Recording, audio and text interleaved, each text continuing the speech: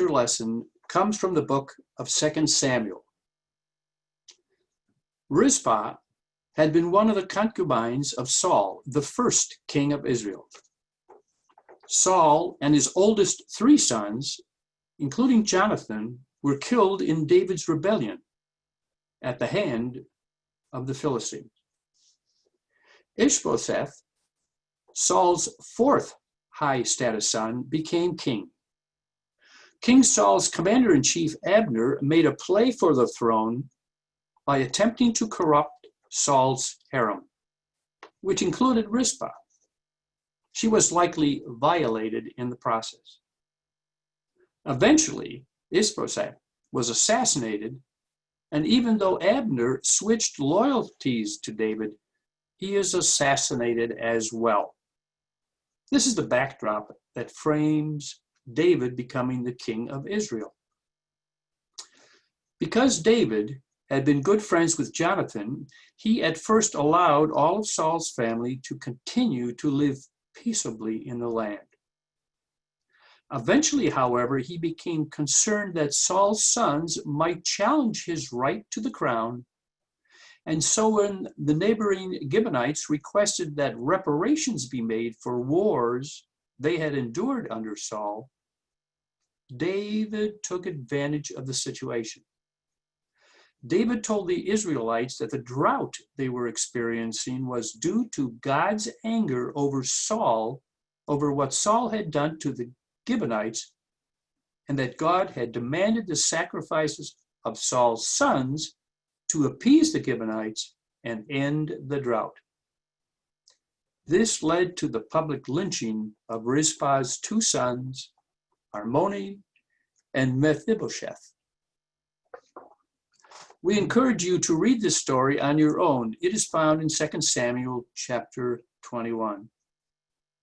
This morning, our consideration of this text will be through the Jewish practice of Midrash, the rabbinic method of expanding the narrative, adding details to the story which highlight the meaning of the original text. You might remember this is how we encountered the gospel text this past Palm Sunday. This Midrash was composed by Reverend Laurie DeMott of Union University Church in Alfred, New York. Hear these words. They had taken Merab's 5 sons and Rizpah's 2 sons to the mountain of the Gibeonites that very day. Rizpah had followed the guards to the mountain. Though she was not allowed to speak to her sons again, she could glimpse them occasionally through the regiment of soldiers surrounding the procession, and she would not deny herself the opportunity to fill her mind with every last memory of their faces, even as she witnessed the 7 men impaled on stakes and denied even the honor of burial, left instead to be shamefully devoured by scavengers. Rizpah had not consciously intended to maintain a vigil over their bodies. At first she had stayed because of her grief left her helpless to move. As the Gibeonite soldiers and Israelite guards trekked down the mountainside, their business complete, Rizpah keened her grief to the silent skies until exhaustion overcame her, and she slept uneasily on the stones. When the first vultures appeared, the flapping of their broad wings fanned her face, and she awakened to the sight of a bird pecking at the clothes of her younger son.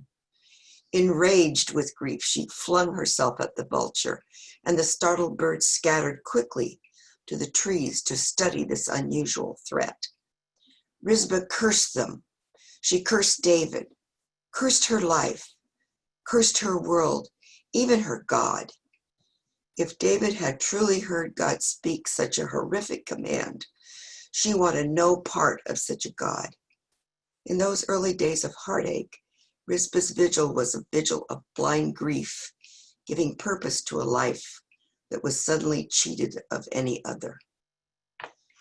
The drought continued relentlessly across the land, and if God had, in fact, commanded the death of her sons as a requisite for ending the famine, it was not working. Had David purposely misled the people, as her first grief-induced cynicism had suspected? Or had David perhaps been frightened by the long famine, anxious about his people's dread of the future?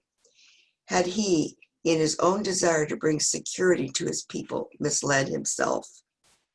Rizpah, who had dwelt within the house of the king herself, knew that it is a difficult thing for a ruler to sit idly by while fear erodes the hearts of his people. And maybe David felt compelled to act. Maybe he had needed to be seen by his people as doing something, needed to feel as if he had the power to battle against fear itself, even if to do so he had to create an enemy to conquer. Gradually, Rizpah's hatred of David seeped out of her body like the sweat which poured down her brow, and she could only weep at the fears of humanity which gnaw away at our souls and lead us to do desperate things.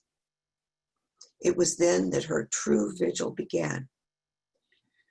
Rizpah would bring honor back to her family.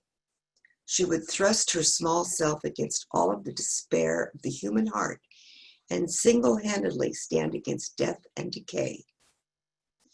If she spent out the rest of her days on the mountain alone with the bones of her children, she would, by her unwavering, steadfast presence, create a monument to the blessing of human love.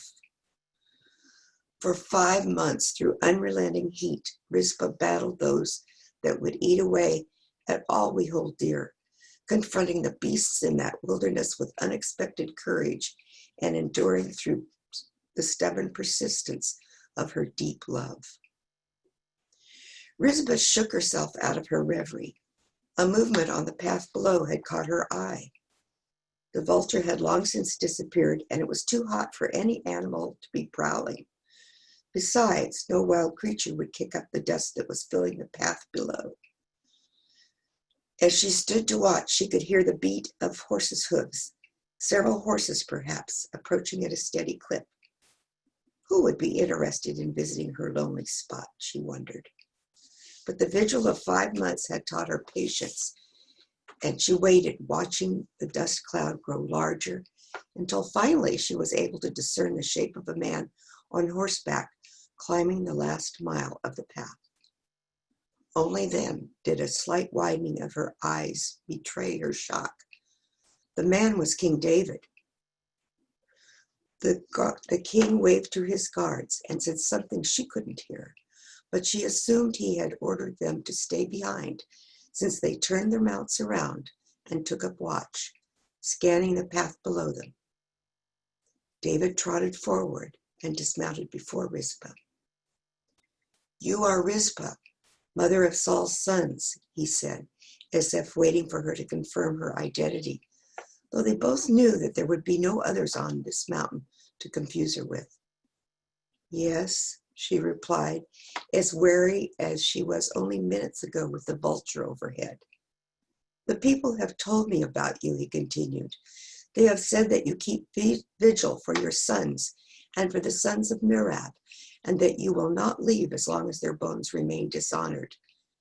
"Yes," she said again, not sure what more to say, and not able to trust her voice that had spoken to no other persons in 5 months.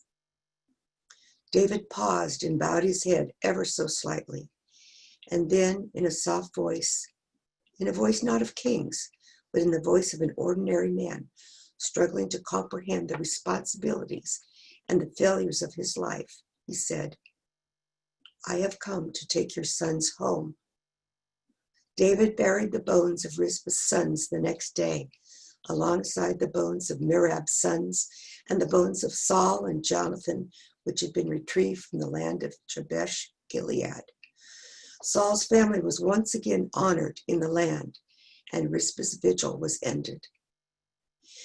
And as the last shovelful of earth was smoothed over the graves of Rizpah's sons, the skies opened up and rain poured forth from the heavens, bringing life once again to the land of Israel. May God add to our understanding of this ancient text. Amen.